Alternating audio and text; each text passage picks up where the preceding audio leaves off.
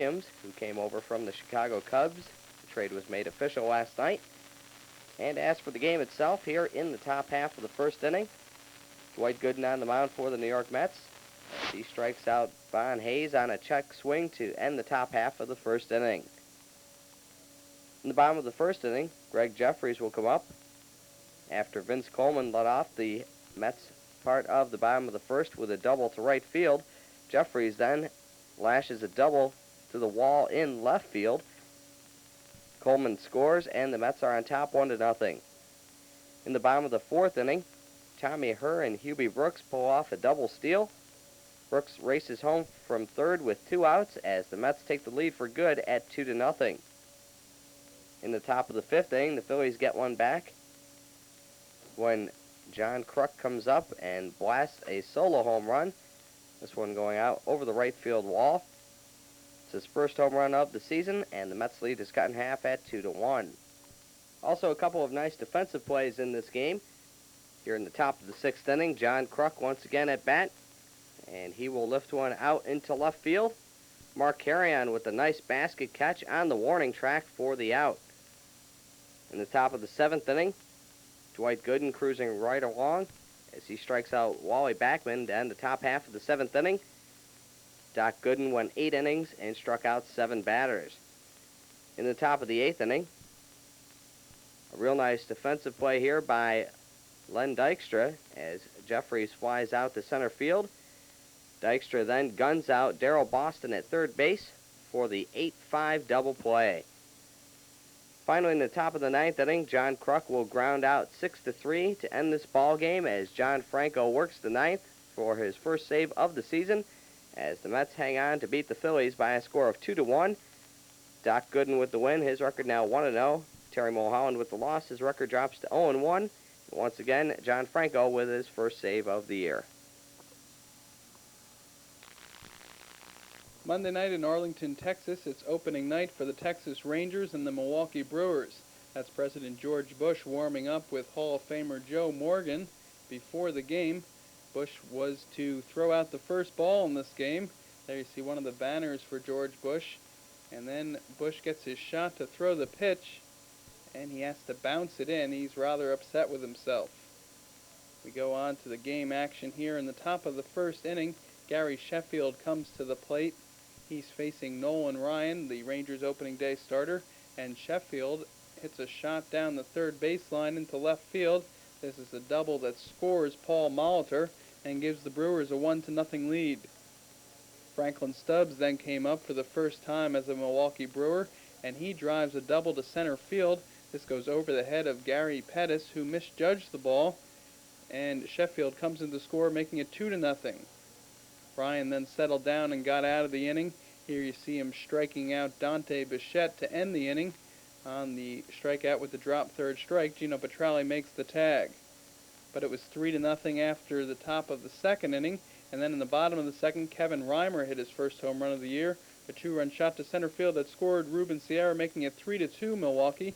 That's the 4th home run of Reimer's career. So the Brewer lead was cut to 1, but then in the top of the 5th inning, Robin Yount hit his first home run of the year and came up with his first 2 RBIs as Billy Spires comes in to score. That made the score 5-2 Milwaukee. In the bottom of the 6th, Texas got one back. Ruben Sierra hit a home run as he lines this one to right field. This is a solo shot that made the score 5-3 Brewers. That's how it stood after 6 innings of play. Then in the bottom of the 8th inning, the Rangers got one more back before it was all over. Rafael Palmeiro hit a solo home run to right field. Obviously his first home run of the season. So the score was 5-4. But that turned out to be the final score. You'll see Edwin Nunez striking out Gary Pettis to end it.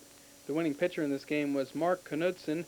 He's now 1-0. The loser Ryan is 0-1, while Nunez picks up his first save.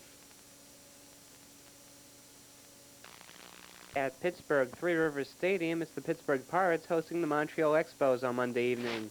Tim Wallach at the plate in the first inning against Doug Drabek. Wallach single to right field. Plates, Dave Martinez, 1-0 Montreal. Top 2 now, Ron Hassey at the plate against Drabek. He also delivers an RBI single. This one would score Larry Walker, and it would be 2-0 Montreal over Pittsburgh through the early innings. Top of the fifth inning, Ivan Calderon at the plate, playing his first game in the National League, hits a home run, a two-run shot, puts Montreal in front 4-0 in the fifth. Through 6 innings, Dennis Martinez, the starter for Montreal, has a no-hitter going. Here he strikes out the opposite number, Doug Drabek, to end the third inning. Back to Montreal offense, top 6 with the score 4-0 Expos. This is Ron Hasse, RBI single to center field. Larry Walker scores. 5-0 Expos. They score another run on a double play in that inning. 6-0 Montreal. Then it's Delino DeShields batting against Neil Heaton in the top of the 7th. A solo home run, obviously his first of the year. 7-0 Montreal through 6.5. Barry Bonds bats with the Pirates still not having a hit against Dennis Martinez. In the bottom of the 7th, he leads off with a single. It was the only hit Martinez gave up in the contest. He left after 7, and the Pirates fell. Well, look at the newest Tiger. Pete Incaviglia signed as a free agent on Sunday, as the Tigers host the New York Yankees on Monday afternoon. The first pitch of the baseball season delivered by Frank Tanana, and Steve Sachs flies out to the right fielder, Rob Deere.